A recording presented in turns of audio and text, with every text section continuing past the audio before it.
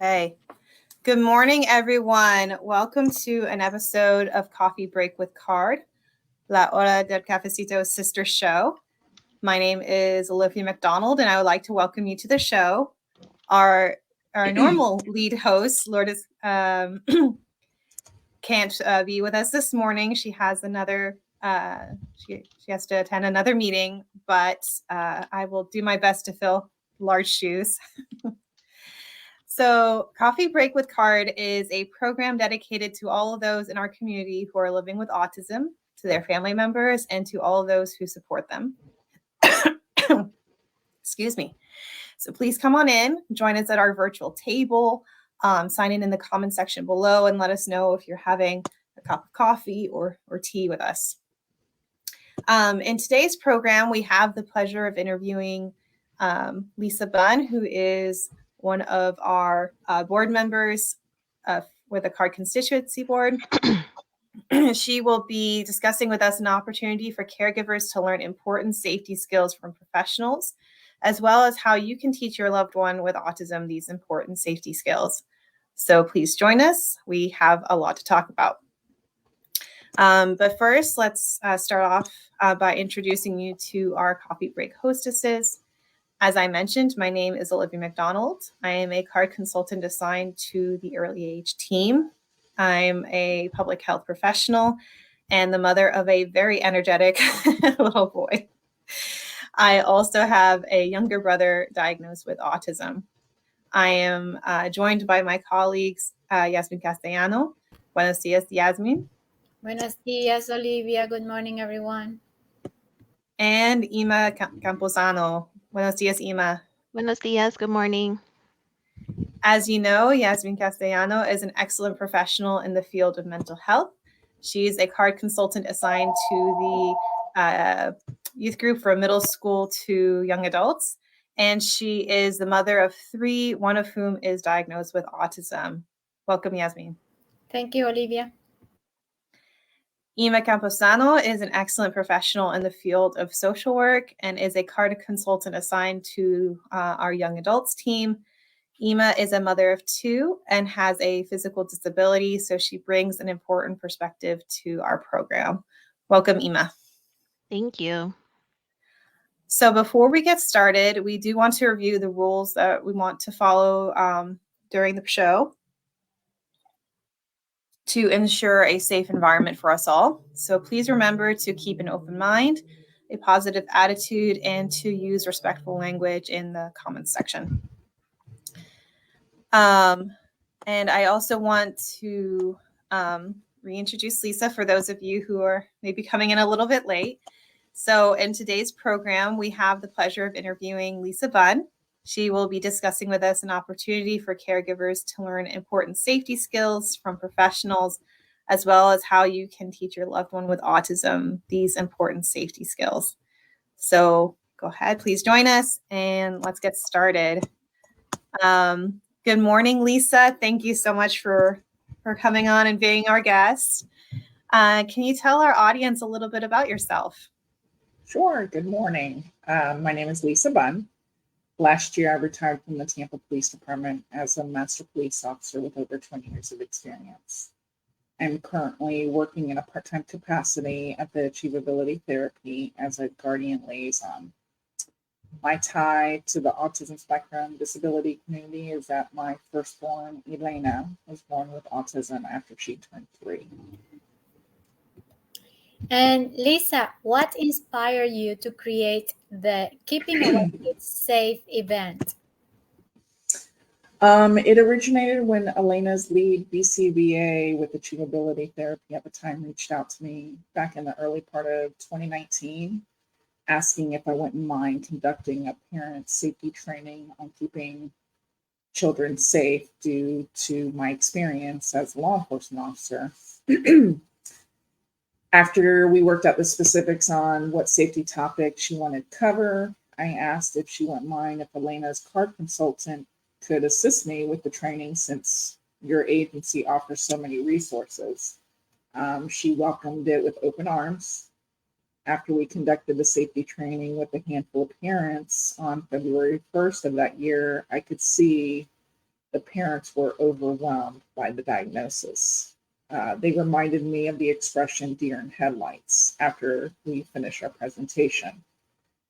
They were obviously in the survival mode of what was needed to get their child services in lieu of thinking of common safety tactics.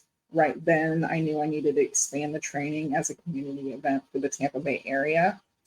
I immediately went to my chain of command and pitched my idea to them. In the meantime, I wanted to create a logo for my event in honor of my baby girl.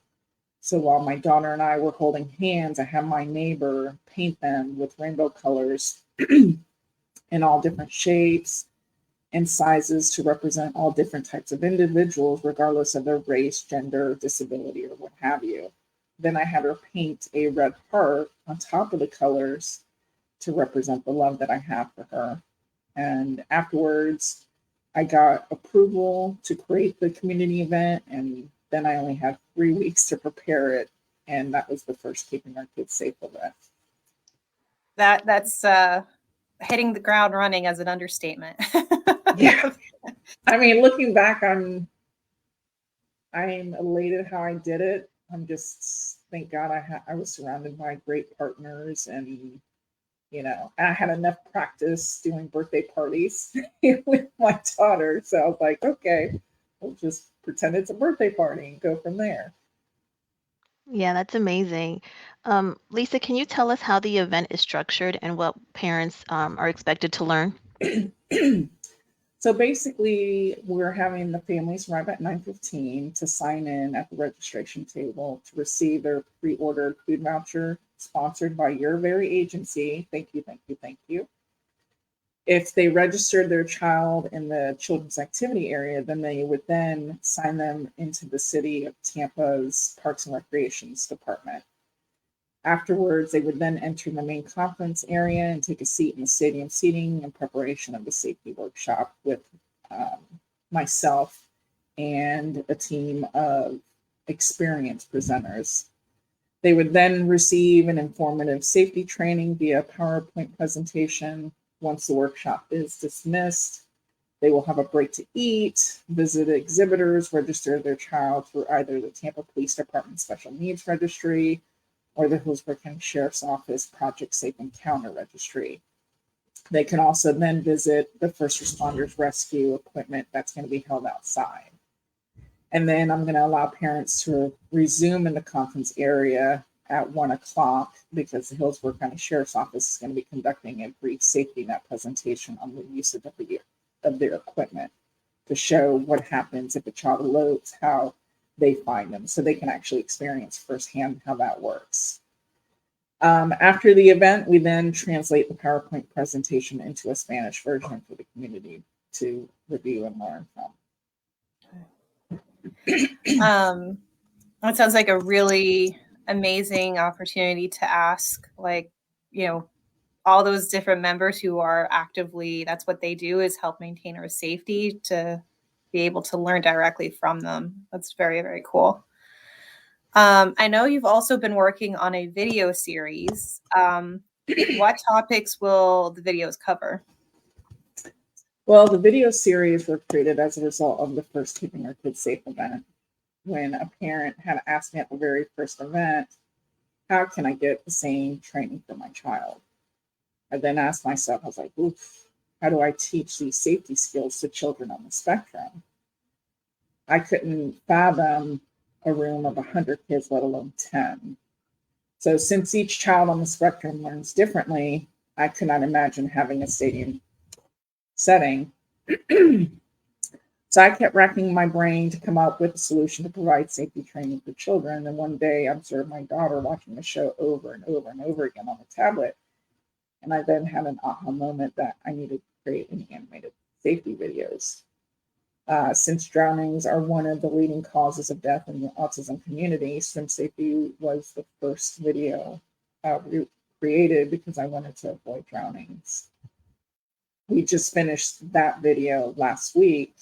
The next video series we're working on will be on stranger danger. We actually plan to make 3 stranger danger videos, one taking place at a park, and we're going to be featuring the new All Abilities New Tampa Park, which I'm excited. I got permission from the city to feature.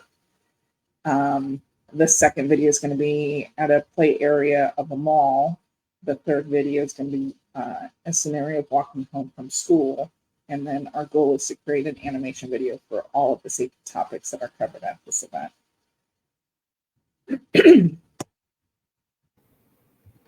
That is amazing, Lisa, and very important. And how are the videos supposed to be used?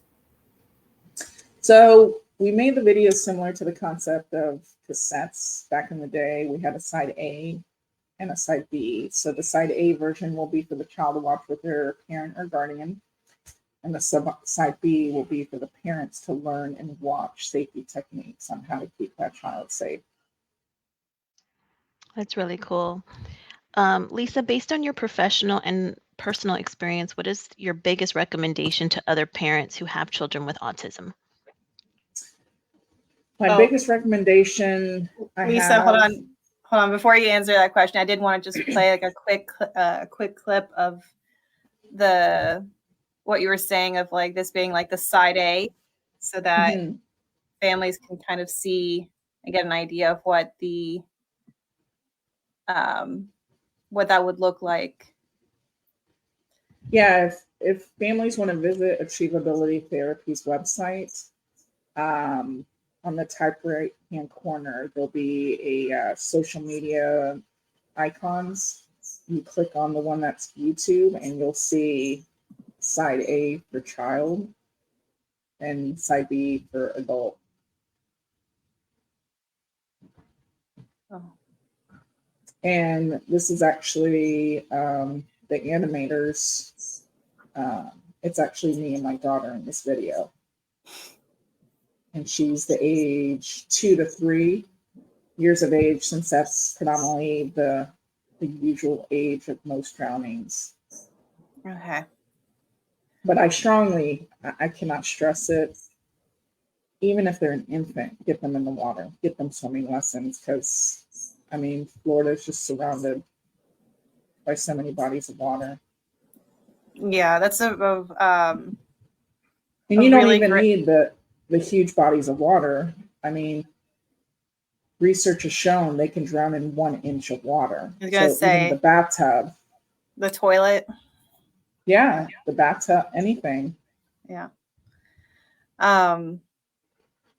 That's a really good point. And I did also want to share, because I think sometimes, you know, it could be like, great, I'd like my child to have swim lessons, but where do I start? And I just want to remind our audience that, you know, if you're having difficulty finding like a provider for swim lessons, that's something that we here at CARD can definitely help you with.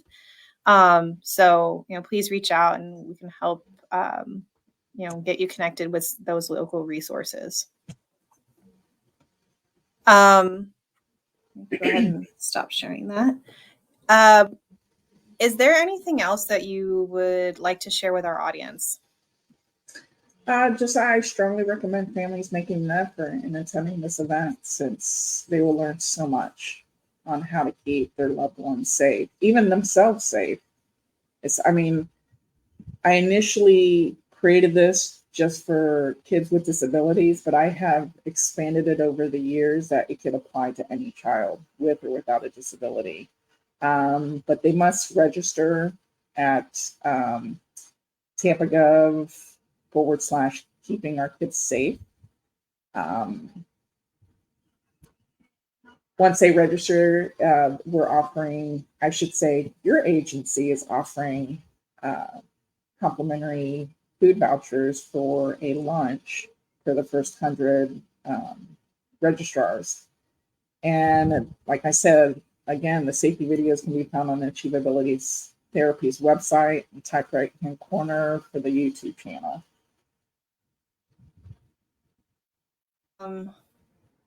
I know we've had some comments here. I want to definitely also give time for our audience to chime in. And actually, Yasmin, you may want to help us with translation on this one, because it's came to us here in Spanish. So if you could please translate for the our members in the audience who might Oh, not speak. this is Santita Chaparro. She is indicating that if the audience want to continue getting more information about the topic, it will be in 2 weeks. It's every Friday in Spanish. Yes, I want to clarify that it is every other Friday. So our show we have, today, and then the next show will be on the August the 25th. And every time we have a show, we have a different topic. Gracias, Santita. Thank you, Santita. And I also want to share this nice comment here from Angel that Lisa, you've done an amazing job in helping the autism community. Elena is a lucky girl to have you as her mama. Thank you. Thank you, Angel. Angel. Okay. So we still have a couple minutes for questions if anyone wants to go ahead and put those in the comment section. But even if you're watching this after we've gone off the air, we do still continue to monitor the comment section. So please don't hesitate to put down your questions and comments, and we'll either respond to you at a later time there or through another program. So sometimes we do get ideas for future programs based off of comments or follow-up questions people have asked us. So that we will be sure to give you credit on the air when we do end up creating that episode. And Christine, yes. So she would like to have the links. So I will go ahead and post those as well in the comment section. Hold on a second. So that you guys are all able to go check out those videos directly, and also to look at the flyer, share the flyer with the information about the event. I know one follow-up question, Lisa, is there a deadline for registering for this event? I would say Friday, the day before. Just if you're going to wait that late to register, I would expect to pay for your food if you want to. We're going to actually have two food vendors there. One first place and the community, the Cuban festival recently in Ybor for authentic Cubans, and then another one is a barbecue place that also wins a ridiculous amount of awards. So I'm excited to feature them at the event. And then I wanted to have both agencies partner. And it's just ironic that I had to retire to get both agencies to retire. So this is actually the first year that I have the Hillsborough County Sheriff's Office and the Tampa Police Department working together to put this information out to all citizens around the county. So if for no other reason, just for the food. Or to meet me. and to meet Lisa. But no, I think, in all seriousness, there's going to be a lot of great information. I think it's, like I said, it's a very unique opportunity to learn these safety skills directly from the professionals. I think that demonstration too of the safety net equipment is very cool too. I know we were fortunate enough to have like kind of a private demonstration where they came over and visited us at the CARD's office.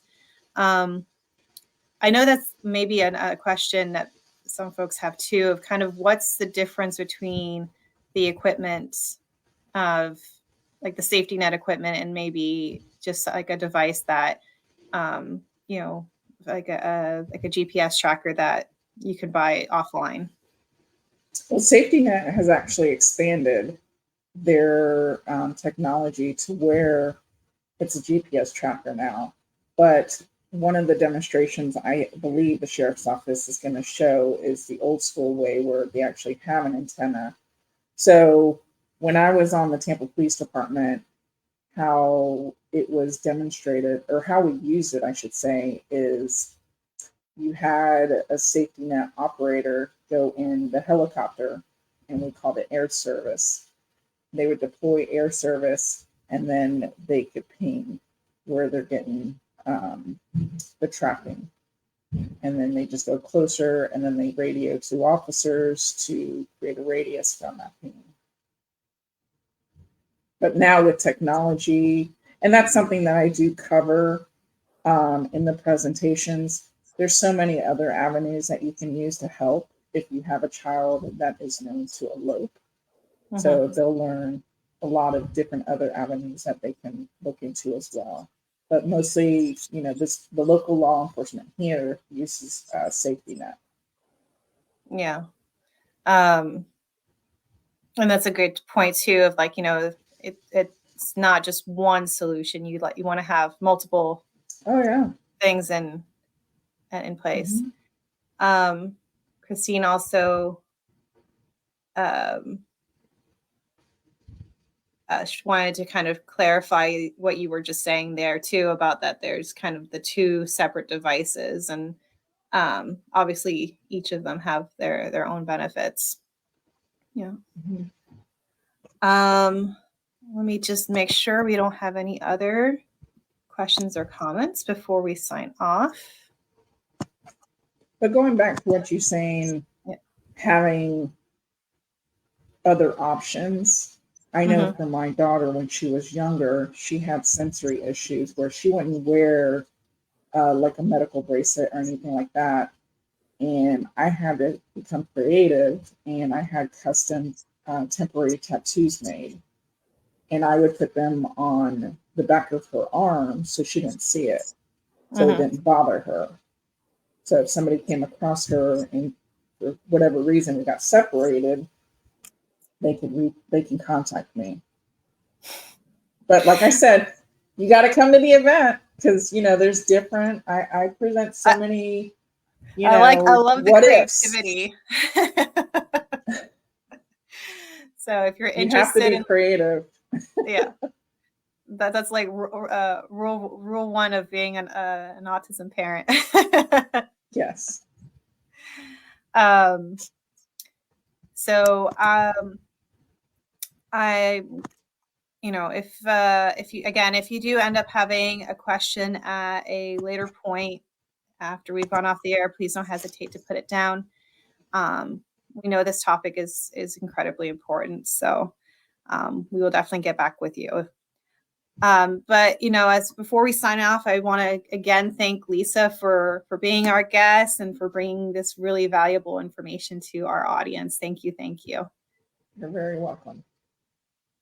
I also wanted to remind our audience that, again, we are on the air every other week. So our next episode is going to be on August 25th. So please set yourself a little reminder and join us back here around on the 25th around 10:45-ish, depending if we run long on Cafecito or not.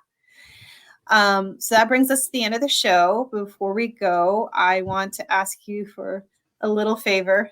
As Lourdes puts it, I'm going to share a link for you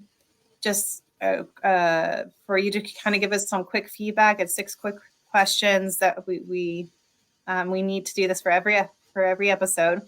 But it just lets us know, you know, how you felt about the information presented, and it lets us kind of justify our time here on the air. So thank you. I also want to remind you to please share the video, share the links that I'll go ahead and post as well in the comments section.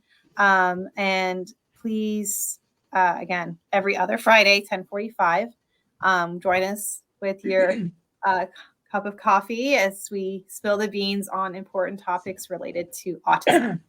So until then, we want to wish you good vibes and hot coffee. coffee. Bye, everyone. Thank you.